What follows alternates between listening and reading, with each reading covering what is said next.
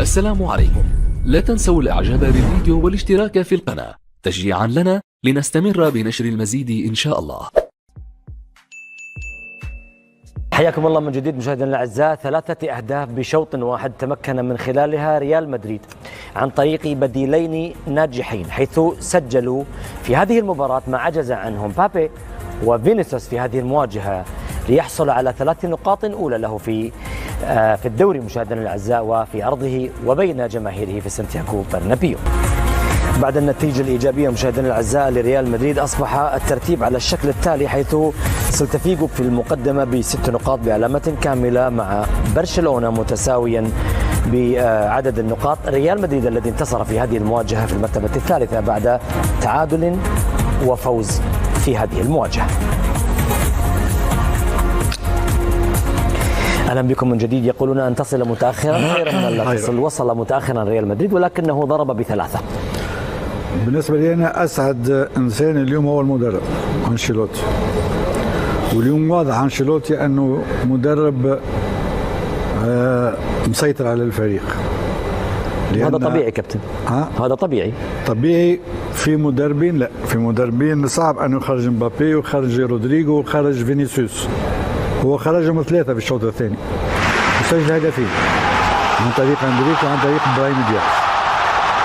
يعني واضح ان بالنسبه لي هذا من رسائل. اليوم رئيس النادي مطمئن على مستقبل الفريق، عنده لاعبين شباب، اندريك، دياز، كامافينجا، شواميني، فالفيردي. شوفوا اليوم لاعبين شباب، وعنده مدرب شجاع يخرج كيليان مبابي، هذا هو، يخرج ايضا فينيسيوس، لا يفعلها الا رجل بقامه ايضا كارلو انشيلوتي. مدرب باريس سان جيرمان ما يقدرش يخرج نيمار وميسي ومبابي في مباراه، خرجهم كل واحد. هو خرجهم 3 واللي دخلهم سجل اندريك وابراهيم دياز.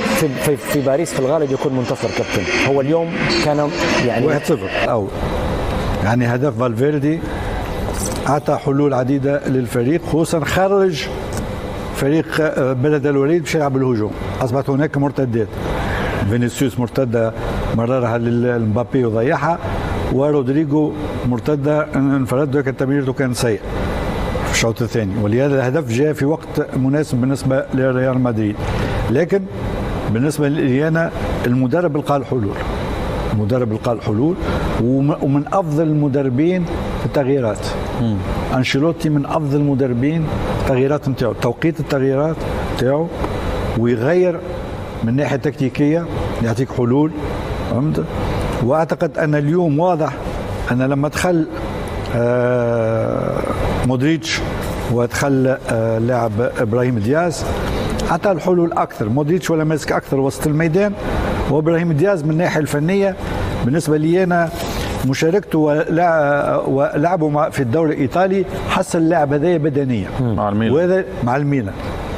قبل ما يروح الميلان كان مش قوي بدنيا، لما راح للدوري الإيطالي أصبح قوي. أردا جولر ينقص القوة البدنية نتاع اللاعب إبراهيم دياز. لكن أعتقد أن اليوم واضح المدرب أنشيلوتي مدرب ذكي، مدرب مسيطر على المجموعة، ومدرب بالنسبة لي المجموعة قبل الأفراد، وهذا اللي شاهدناه في الربع ساعة الأخيرة بالتغييرات نتاعو. والتغييرات أعطت نجاحات كبيرة للفريق في الشوط الثاني، سجل هدفين بعد ما خرج فينيسيوس ورودريغو ومبابي. مبابي بصراحة أنا حسب رأيي باش يلقى صعوبات كبيرة الموسم هذا، على الأقل الأشهر الأولى باش يلقى صعوبات كبيرة ومؤثرة المباراة لما يخرج وما يسجلش، لأنه في باريس في كل مباراة تقريبا يسجل ويخلق ويسدد. اليوم تحسوا أنه خارج الموضوع، لقي صعوبات كبيرة في الدوري، لكن عنده الوقت، نعرف باش ياخذ وقت، المدرب باش يعطي اكثر وقت. لكن انا بالنسبه لي انا كراس حربه السنه هذه باش يلقى صعوبات كبيره لاعب مبابي على الاقل 3 أشهر الاولى في الدوري الاسباني. كنت اريد ان اسالك ايضا عن اردا جولر وظهوره الاول في هذه، او ظهوره بهذا الشكل كلاعب اساسي، والذي اعطاه ايضا كارلو انشيلوتي الفرصه بان يكون واحد من اللاعبين الذين يشاركون ويساهمون ايضا بالانتصار الاول لريال مدريد في هذه المباراه. ولكن اكيد هناك اخطاء ممكن ان يعالجها كارلو أنشيلوتي في قادم الأيام، ولكن التوليفة التي دخل بها المباراة ربما هي توليفة قد تكون مختلفة إنجاز التعبير. هو أردا جولر الشوط الأول كان أداؤه خجول يا طارق، أداؤه فيه يمكن عشان بيلعب مع مبابي وميسي ومبابي ورودريجو وفينيسيوس أول مباراة، إنما الشوط الثاني اتحرر كتير، ظهر بشكل أكتر. أول تسديدة في الشوط الثاني هو اللي عملها وكان فيها تكملة من فالفيردي، ضيع كورتين اتعملوا له بالعرض بشكل جيد، واحدة من فيران جارسيا والثانية أعتقد من رودريجو أو من فينيسيوس، ضيع فرصتين مؤكدتين كانوا ممكن يكونوا دي الكرة اللي أنا أقصدها. أول تسديدة على المرمى الشوط الثاني هو اللي اتحرك فيها بشكل جيد وسدد على المرمى، اتعملت له واحدة بالعرض من فران جارسيا بعد كده وأضعها. إنما الشوط الثاني كان أفضل بكتير، إنما زي ما بقول لك لما قارن بينه وبين إبراهيم دياز أفضل، أقوى بدنيا، عنده الخبرة والتجربة أكتر، ابن ريال مدريد ولعب مباريات كتير الموسم اللي فات، ف يعني كل ده في صالح دياز. إنما أردا جولر مع الوقت ومع اكتساب الخبرة هيبقى عنصر مهم جدا وعنصر أساسي في ريال مدريد. صحيح أن ريال مدريد لم يخسر في مباراتين، ولكن واضح بأن الفرق التي تلعب متكتلة دفاعيا كما حدث في مباراة مايوركا ومباراة اليوم، واضح أن مدريد يعاني أو يتأخر في التسجيل إنجاز التعبير. هو لو في الدوري الإسباني هذه هي طريقة اللعب لما تلعب ضد الريال والبرصا، أن الفرق الكل تدافع، الفرق الكل تدافع المناطق نتاعها وتقلل المساحات، وسمعنا حتى المدرب في الشوط الأول كان محظوظ في التسجيل في بداية الشوط، ما تأخرش الهدف أكتر من الدقيقة 50، وده سهل وفتح المباراة بشكل كبير جدا على فريق بلد الوليد. ثم التغييرات يا طارق، هو ما تأخرش في التغييرات وكان شجاع جدا جدا جدا في إخراج الثلاثة اللي قدامه. كان لابد توصل الرسالة بتاعته بأن الفريق هو الأهم، ودي نقطة مهمة جدا، أهم من مكسب الثلاث نقاط يا طارق.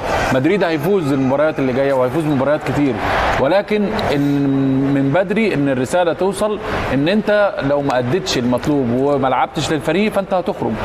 ابراهيم دياز واندريك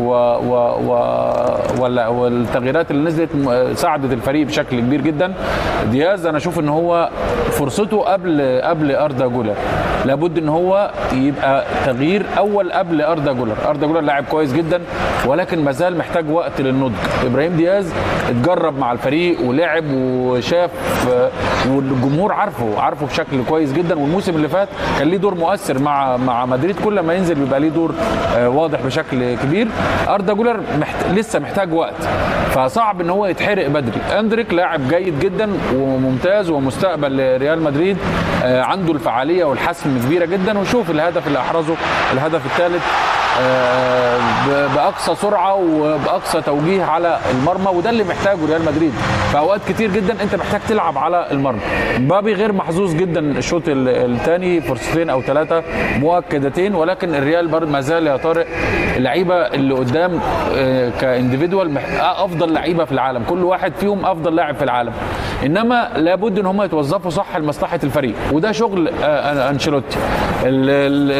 المباراتين اللي الريال لعبهم لغايه دلوقتي مايوركا والنهارده درس مهم جدا لانشيلوتي وللاعبين. هل كان هناك رساله يريد ان يوجهها كارلو انشيلوتي باخراجه فينيسيوس ومبابي، ام سيناريو وظروف المباراه هي من اجبرته على هذا العمل؟ انا اشوف ان هي رساله،